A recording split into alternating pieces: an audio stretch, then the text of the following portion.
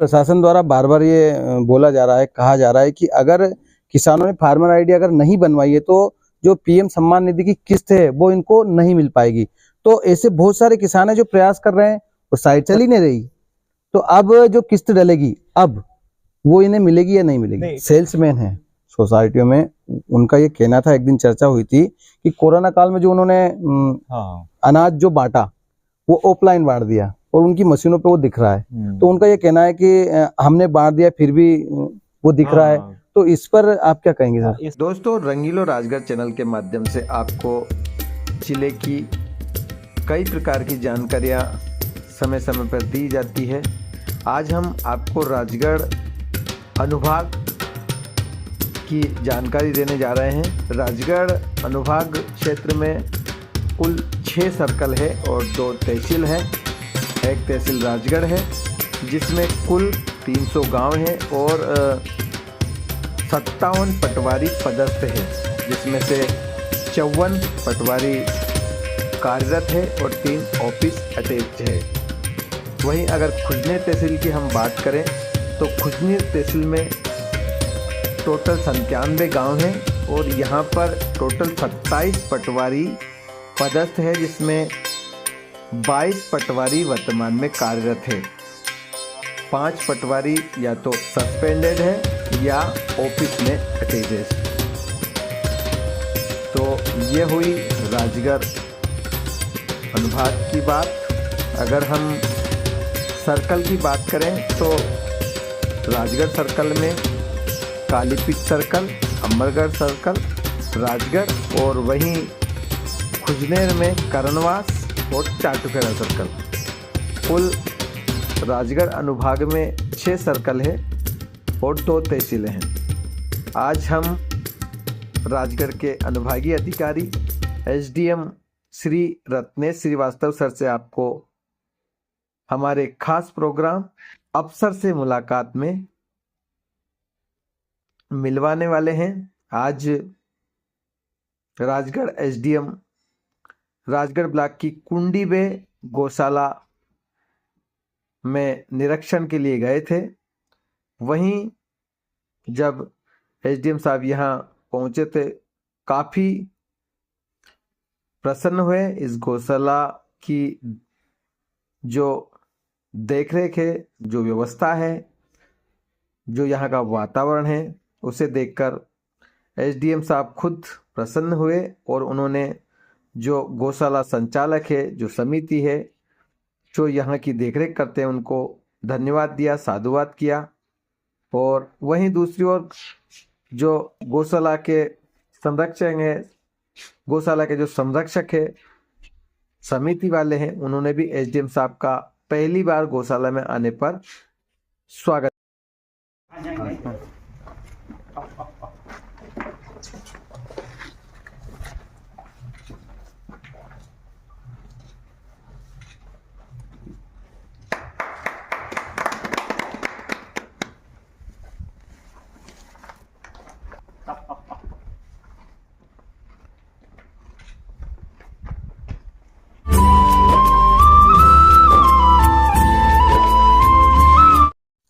जी नमस्कार राजगढ़ वासियों, जैसा कि आपको पता है कि हम हमारे चैनल रंगीलो राजगढ़ पर एक विशेष प्रोग्राम करते हैं जिसका नाम है अफसर से मुलाकात। आज इस प्रोग्राम में हमारे खास मेहमान हैं राजगढ़ के अनुभागीय अधिकारी, राजगढ़ एसडीएम डिप्टी कलेक्टर साहब श्री रत्नेश श्रीवास्तव सर। आज ये गौशाला का निरीक्षण और गौशाला में कैसे काम हो रहा है कुंडीबे में देखने के लिए आ रहे थे और हम भी यहाँ गौशाला ही देखने के लिए आए थे संयोग से, तो इनसे बात करने का मौका मिला। सर, हमारे चैनल में आपका बहुत बहुत स्वागत है। धन्यवाद सर। पहला सवाल आपसे ये है कि जो फार्मर आईडी जो बन रही है वो आईडी प्रॉपर तरीके से चल नहीं रही है सर, तो इसके लिए आपने ऊपर बात की है? हाँ, अभी इसमें कुछ टेक्निकल समस्या आती है और कुछ दिनों से ये समस्या आई है। शुरू में भी मैंने भी कुछ गांव में भ्रमण करा था, जैसा आप कह रहे हैं वो है, लेकिन इसमें ऊपर स्तर पे काम चल रहा है और हमारे यहाँ से भी फीडबैक लेते हैं, हम लोग भी यहाँ से तत्काल देते हैं, तो वो हो जाएगा उसमें, क्योंकि वो एक आगे के लिए, भविष्य के लिए अच्छा काम है। एक बार फार्मर आईडी हो जाएगी तो सारा उनका एक सुविधा सभी को मिलेगी। सर, प्रशासन द्वारा बार बार ये बोला जा रहा है, कहा जा रहा है कि अगर किसानों ने फार्मर आईडी अगर नहीं बनवाई है तो जो पीएम सम्मान निधि की किस्त है वो इनको नहीं मिल पाएगी। तो ऐसे बहुत सारे किसान हैं जो प्रयास कर रहे हैं और साइट चल ही नहीं रही। तो अब जो किस्त डलेगी अब वो इन्हें मिलेगी या नहीं मिलेगी? नहीं, किस्त तो मिलेगी, वो तो ई-केवाईसी से हो जाती है। फार्मर आईडी एक अलग प्रोजेक्ट है, वो एक लंबा प्रोजेक्ट है। वो तो एक यूनिक आईडी टाइप का रहेगा जैसे उसका फार्मर का, तो वो एक लंबा प्रोजेक्ट है, उसका इससे अभी तो नहीं है। मतलब वो पीएम किसान तो ई-केवाईसी कराना अनिवार्य रहता है। सभी आपके माध्यम से भी मेरा ये अनुरोध है, जो भी इसको सुने, कि अपना ई-केवाईसी अवश्य करवा लें।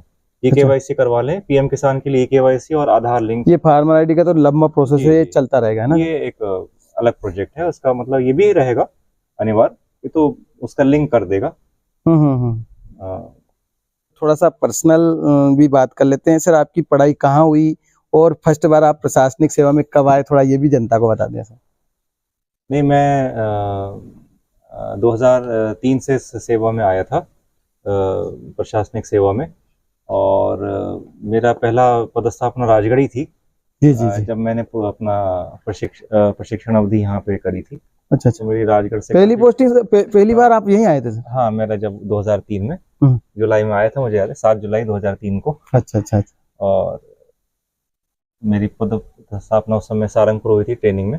अच्छा अच्छा। और फिर राजगढ़ भी रहा था मैं यहाँ पे तो मैं कार्य करते हुए, फिर अभी मेरा दूसरा कार्यकाल हुआ है जब प्रमोशन होकर, और वर्तमान इस दायित्व में मैं हूँ।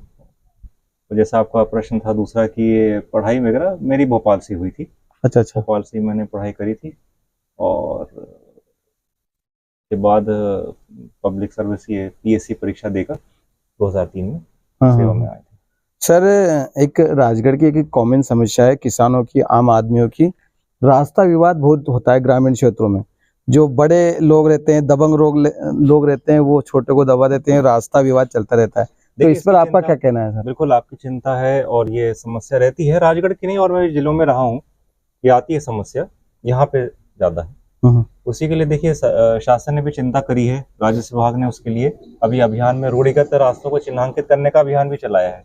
हालांकि बड़ा काम है, लंबा काम है, लेकिन कम से कम जितने हमारे यहाँ प्रकरण चलते हैं जो दर्ज होते हैं रास्ता विवाद के, वो इसका कानून में जो प्रावधान है रूढ़िगत रास्तों को चिन्हांकित करके उसको अभिलिखित करना, वो कार्य हम लोग करवा रहे हैं। तो वो साथ साथ चल रहा है, और प्रयास ये करते हैं कि उसका एक बार अभिलिखित हो जाएगा तो आपसी विवाद कम होंगे। आपसी विवाद कम होंगे तो लड़ाई झगड़े कम होंगे, आपसी सहमति से और रूढ़ी अनुसार, परंपरागत अनुसार रास्ता का उपयोग किसान भाई करें। सर, प्रशासन द्वारा एक राजस्व महाअभियान चलाया हुआ है 30 ना जी, तो वो कहाँ तक पहुंचा? जी, राजस्व अभियान चल रहा है, और अभी वर्तमान में प्रगतिरत है। उसके कई सारे अंग हैं, उसमें जैसे नामांतरण, बंटवारा, सीमांकन, जो लंबित रहे प्रकरण वो भी निपटान करना, वो हमारे यहाँ अच्छा चल रहा है। करीब 100% हमारे यहाँ हो चुका है। नए 10 प्रकरण वो समय सीमा में रहते हैं, जैसे सभी को अवगत है, लोक सेवा केंद्र के माध्यम से आजकल होता है, तो एक समय सीमा निश्चित हो जाती है, उस अवधि में उसको कंप्लीट करना, ये अभियान का एक हिस्सा है। दूसरा फार्मर आईडी की आपने बात करी, वो भी उसका हिस्सा है। और जो पीएम किसान, प्रधानमंत्री सम्मान निधि जो किसान भाइयों को मिलती है, उसके लिए जो ई-केवाईसी अनिवार्य है, और उनका आधार बैंक खाते से लिंक होना चाहिए। तो जो भी उसके जो हमारे हैं, वो हमारे यहाँ ई-केवाईसी बहुत अच्छा है, करीब 90-97% चल रहा है हमारे यहाँ। आधार लिंक होना चाहिए, क्योंकि जो सीधा खाते में पैसा पहुंचता है उसके लिए उसका लिंक होना जरूरी है। तो वो या तो बैंक में अपना लिंक करवा लें जाके किसान भाई, या फिर अपना पोस्ट ऑफिस में खाता खुलवा लें, उससे जल्दी हो जाता है। तो हमारे सभी पटवारी लोग इस पर लगे हैं, हम लोग उसकी समीक्षा डेली कर रहे हैं, मतलब डेली जिलाधीश महोदय इसकी समीक्षा करते हैं। सर, राजगढ़ कलेक्टर साहब जो शिक्षा का जो शैक्षणिक स्तर है हमारे जिले का, उसको सुधारने की जी तोड़ मेहनत कर रहे हैं, आपको भी पता है सर। तो आपको क्या लगता है सर, शिक्षा सुधरेगी राजगढ़ की? हाँ, मैं भी बीच बीच में जाता हूँ, और जहाँ भी हम लोग का किसी अन्य कार्य से भी होता है या दौरा होता है, तो हम लोग ये चीज़ें भी हम लोग देख ही लेते हैं। स्वास्थ्य की हैं, शिक्षा की हैं, तो प्राथमिकता पे रहती है।